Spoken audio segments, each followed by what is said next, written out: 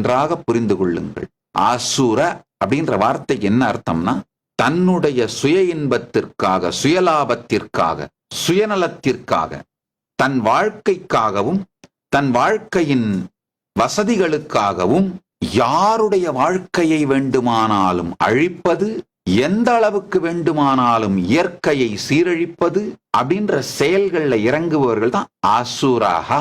அசுர அப்படின்ற வார்த்தைக்கு அதான் அர்த்தம். இந்த அசுரத்தன்மை நிறைந்த அரக்கர்கள் பூமியை அழித்தே ஆக வேண்டும், இயற்கையை அழித்தே ஆக வேண்டும் என்று நினைப்பவர்கள் அந்த இடத்திலிருந்து, பூர்வ குடிமக்கள் எங்களுக்கு அளித்த இடத்திலிருந்து, நாங்கள் பாதுகாத்து கொண்டிருந்த அந்த இயற்கை காடுகள், இயற்கையை எவ்வாறு இருந்ததோ அவ்வாறே பாதுகாத்து கொண்டிருந்த, நாங்கள் சமூக சேவைகள் செய்து கொண்டிருந்த இடத்திலிருந்து எங்களை விரட்டினார்கள், சட்டவிரோதமாக விரட்டினார்கள். ஆனால் நீதிமன்றத்தில் நாங்கள் வெற்றி பெற்று மீண்டும் அந்த இடங்களில் நாங்களே இருக்கின்றோம். அந்த சேவைகள் தொடர்ந்து நிகழ்கின்றன. இது யாராலும் தடுக்க முடியாது.